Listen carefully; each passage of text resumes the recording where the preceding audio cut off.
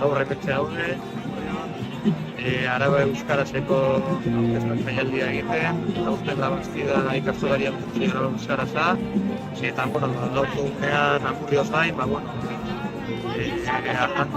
Bastidan ere bai egiten ari dira aurkezpen desberdinak, eta besterik gabe, Euskara Herrian zabaltzea, Araban zabaltzea eta Euskal Herrian zabaltzea. Gaurko unean, hasierak ekitaldia ustean, herrian zehar martxa bat egingo dugu. Gero hemendik hementzako joan etorriak antolatu ditugu, musika gongo da